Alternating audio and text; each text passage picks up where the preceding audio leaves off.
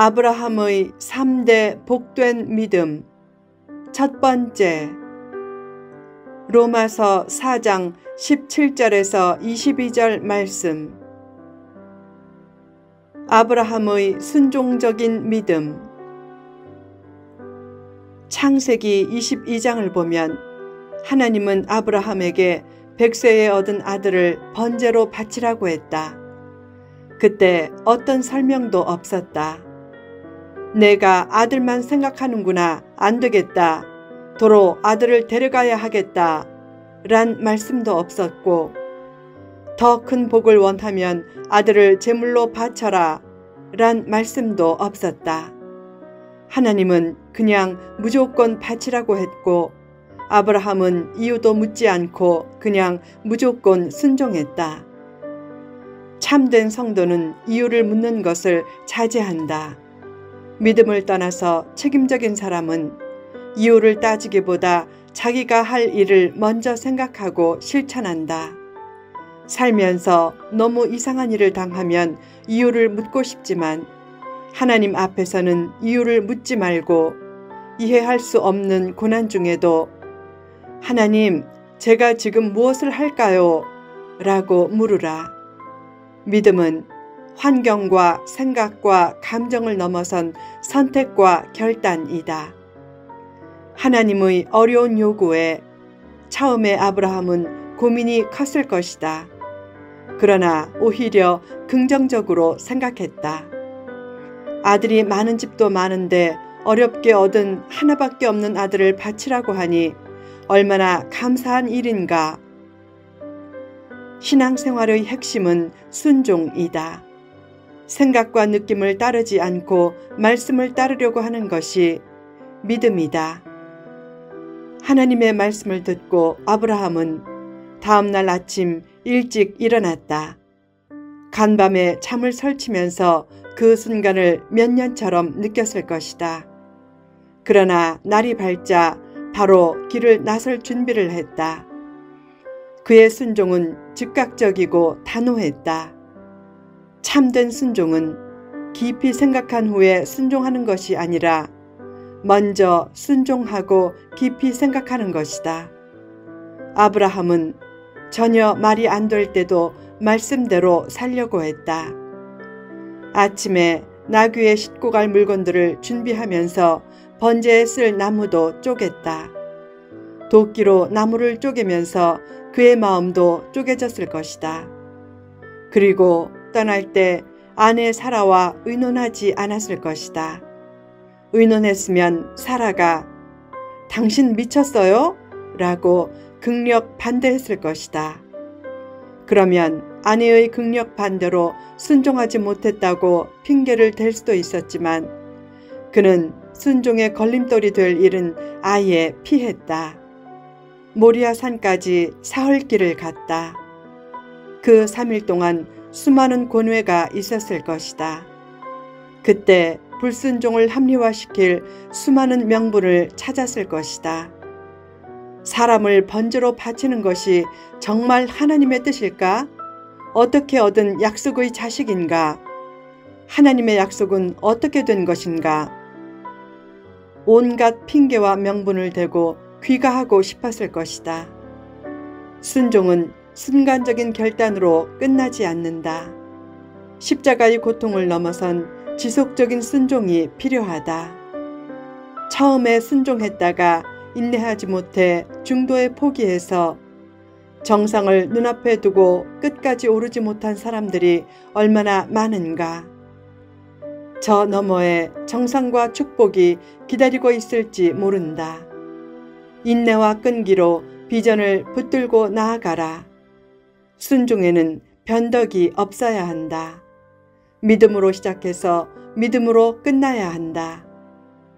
3일 동안 걸은 후 종들을 떼어놓고 모리아산에 아들과 함께 올라갔다. 만약 종들 앞에서 아들을 죽이려고 하면 종들이 깜짝 놀라며 생각할 것이다. 우리 주인님이 120세가 넘으시더니 드디어 치매에 걸렸구나. 그리고 극구 말릴 것이다. 주인님, 왜 그러세요? 참으세요. 그러면 못 이기는 척 돌아설 수도 있었다. 얼마나 좋은 핑곗거리인가. 하나님, 저는 바치고 싶었지만 종들이 막아서 어쩔 수 없이 못했습니다.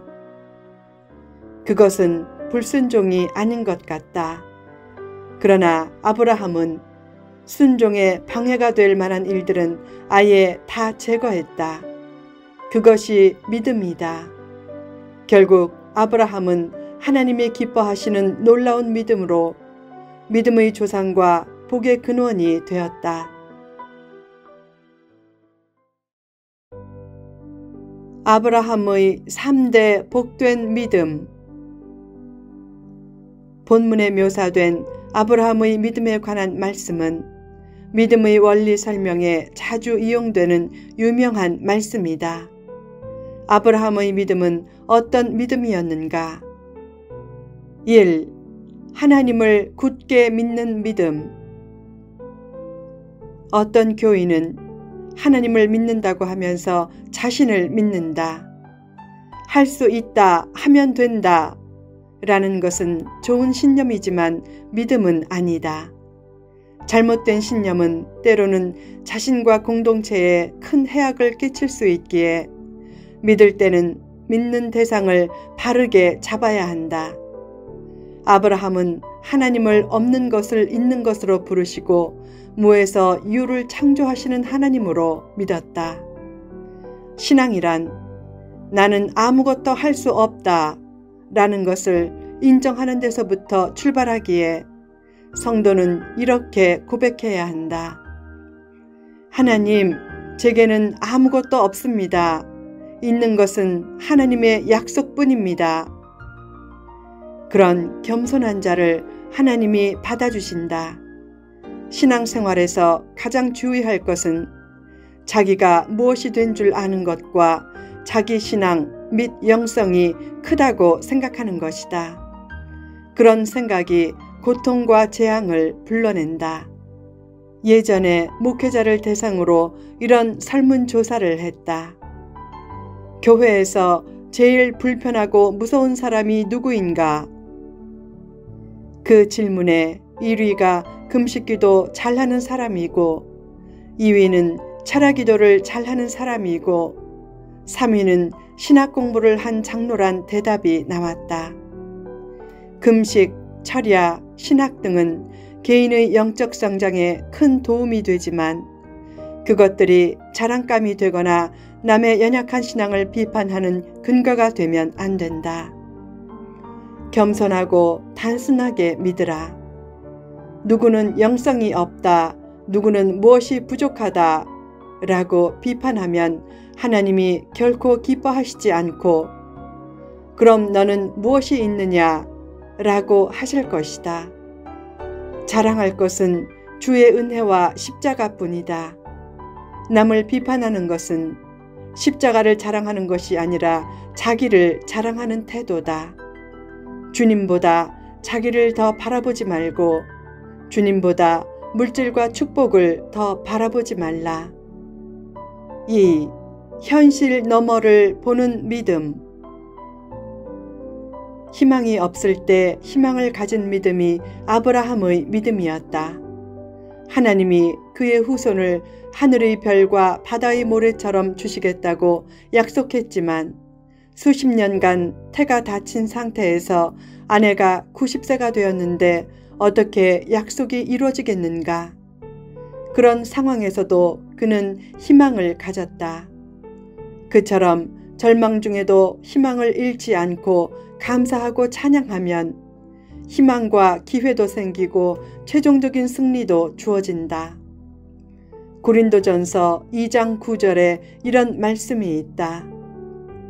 기록된 바 하나님이 자기를 사랑하는 자들을 위하여 예비하신 모든 것은 눈으로 보지 못하고 귀로 듣지 못하고 사람의 마음으로 생각하지도 못하였다 함과 같으니라. 하나님이 예비하신 축복은 우리의 생각을 초월한 크고 비밀스런 축복이다. 절망 중에도 하나님이 감춰두신 신비한 은혜를 생각하라. 그리고 자기 생각으로 하나님의 놀라운 역사를 제한하지 말라. 파스칼이 신앙 명상록 팡세를 남기게 된 계기가 있다. 어느 날 그는 안질에 걸려 고생하는 여동생을 위해 처음으로 간절히 기도했다. 그때 환상 중에 예수님의 십자가가 나타나 동생의 눈을 건드렸다. 너무 이상해서 파스칼은 기도 후에 동생을 찾아가서 눈의 상태를 묻자 동생이 말했다. 오빠, 이상한 일이 생겼어요. 조금 전에 신기하게 눈이 나았어요. 그때 그는 철학에 대한 믿음을 버리고 하나님을 진심으로 믿으면서 팡세를 남겼다. 바랄 수 없는 중에 바라는 것은 믿음의 중요한 특징이다. 현실 너머를 보라. 아브라함이 황량한 사막만 봤다면 믿음의 조상이 되지 못했을 것이다. 현실은 비관적이라도 현실만 바라보지 말고 믿음의 눈으로 먹구름 뒤에 있는 태양을 보라. 믿음은 절망을 희망으로 바꾸고 미래를 창조하는 능력이 있다. 또한 보지 못하는 것을 보게 하고 불가능을 가능하게 만드는 원천이다. 후편에 계속됩니다.